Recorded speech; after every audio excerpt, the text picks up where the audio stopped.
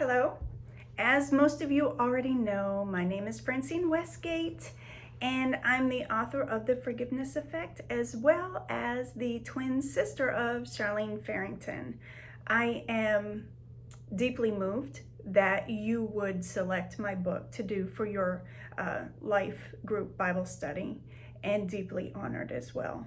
And so I just wanted to come on and say thank you and make that connection with you to let you know that I'm thinking of you during these weeks, and I'm praying for you and believing God that everything in you that needs to be worked out will be worked out. And so during this study, you're going to learn about the life of the river drivers. So the forgiveness effect is a giant metaphor. And I hope you all have your copy of the study guide and your book as well. But the forgiveness effect is a metaphor. It's based on the life of the river drivers. And so you're probably wondering what in the world a river driver is. Well, a river driver is a skilled lumberjack that back in the day, before there were lumber trucks, the river drivers or the skilled lumberjacks had to use the river to move the logs to the mill. So it was that process of getting the logs to the mill that these river drivers became what we know as river drivers. So they were driving the logs to the mill. And we might think, maybe it was just a couple of logs. No. And you'll see in the book, there's pictures in the book, historical pictures of log drives. And in one of the pictures in the book, there's hundreds of thousands of logs in a river that these river drivers had to get to the mill, to the place of completion, to the place where the logs could be refurbished. And so you're probably asking, what are logs? What does this have to do with forgiveness? Well, the logs that the river drivers moved, and so the logs are the offenses that you are unwilling or unable to forgive or move past. They are the hard feelings, intense, painful, and negative emotions or traumatic experiences that take up head space and cause you to hold grudges, lash out, and become consumed with revenge. Those are logs of offenses. So during this study, we're going to be moving some logs down the river toward the place of completion, toward the mill. And so the analogy of the river driver's life, it paints this picture of forgiveness in the book. The river drivers possess certain tools, qualities, and techniques that, if applied to our own lives in the area of forgiveness, would transform us from the inside out. In this 10-week study, you will learn how to think and act like a river driver, identify the logs of unforgiveness in your life. Look, and I'm talking, God wants all your logs, big or small. You might think, that's really not a big deal, but he wants all your logs. And what I mean by that is, it's the little foxes that spoil the vine. You might think that little thing isn't a big deal, but no, he wants all your logs. He wants them all to get to the place of completion, to the mill, where he can repurpose them on purpose for his purpose. And so you're going to learn about identifying the areas of unforgiveness in your life, be given the tools of the river driver, the Peavey hook, the Pickaroon pole. You're going to learn about the cant hook. You're going to learn about their Cork boots. You're going to learn about the boats they used and the secures that they put on the boats when working in rapids.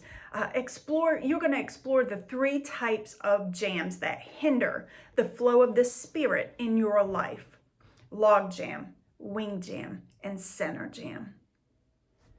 You're going to learn about the mental booms, shock booms, generational booms, and bias booms. You're going to identify the key log and how it keeps you stuck and holds you back. You're gonna be able to identify that in your life. And for me, my key log was shame. And that's many, many, many people's key log. And so you're going to learn about shame and grief as well, a deep dive into it, and how it holds you back and how it can trap you in this armor of unforgiveness. You're going to discover what happens when your logs reach the mill. Look, the river drivers only get paid for the logs that reach the mill. And so you're going to take advantage of the process of cleaning the rear. I know that's a strange sounding process, but that's really what they called it, cleaning the rear. So after you get your logs to the mill, after the river driver got their logs to the mill, they went back up the river for all the stray and stranded logs, all the ones that stranded on embankments, stuck somewhere. They went back and brought them to the place of completion, to the mill. They steered them downstream to the place of completion because the river driver only got paid for the logs that made it to the mill. You only get rewarded. He's going to give you double for your shame. He's going to give you double for your trouble. Oh, he wants to. He wants to reward you for your suffering. But you've got to do the work. You've got to do the doing. I can't do it for you. And so this study guide has, yes, it has homework. It has daily homework. 3, 4, 5 days a week. You will have homework. But it's through this process, because how often have we asked somebody or said to ourselves, how do I forgive? Well, what if the question isn't how, but when? When you get the logs to the mill, then God will repurpose them on purpose for his purpose. It's not how, it's when. And I'm going to teach you the process of moving logs downstream toward the mill, because so often we get hung up on this how do we move? How do I forgive? How do I forgive that person for that terrible, awful thing they said to me, for that terrible, awful thing they did to me? And it's not how. It's when. And so forgiveness, I'm going to teach you that forgiveness really is a process. It's a process. It's not a one and done. You know, we've been taught that. Oh, let them off the hook and everything's hunky-dory. No, that's really not true. That's really not true. Because what happens next month when that feeling creeps back up, or you see that person across the aisle at Walmart, right?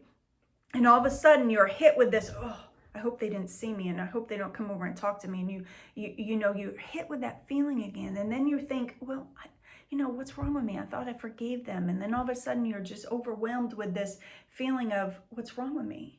Maybe I didn't really forgive them. Maybe I'll do it again. And what you're going to learn is it's okay to think that way, because forgiveness really, really, really, truly is a process. And for everybody, the process is a different time frame. It may take one person longer than somebody else to move their logs downstream, and that's okay. But we're going to move these logs of offense, big or small, real or perceived. And I'm going to be with you the whole journey. And so I'm excited that you have chosen the forgiveness effect. I hope that you do the homework. But look, the most important part is that you do the reading. Read the book. Read the sections that are assigned. Read it. Turn it over. Read it. And so immerse yourself in it. Marinate in the words of the book. I promise you, healing comes in small moments, and there is healing in this book for you. You're going to identify places that you had no idea that you needed healing.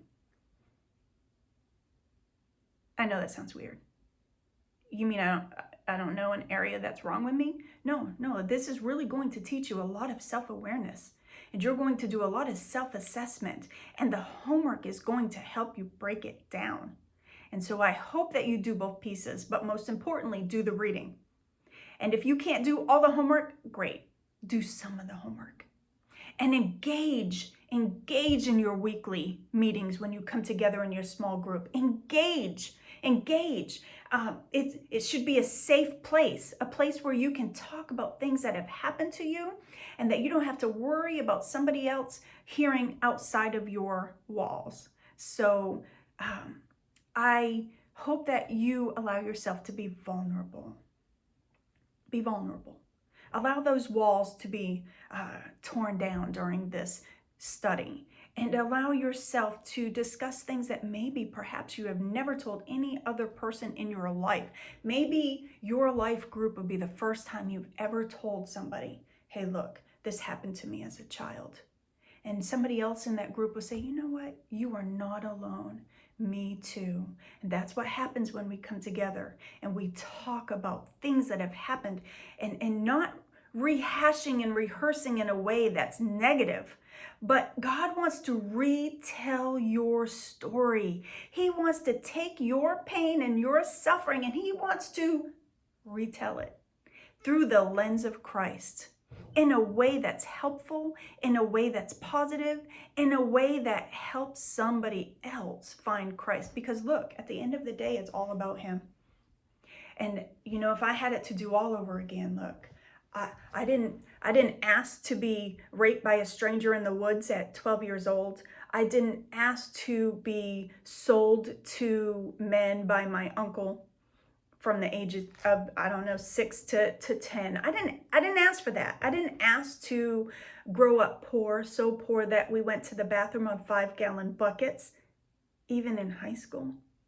I didn't ask for that. But I know now that my suffering has and had and still has a purpose.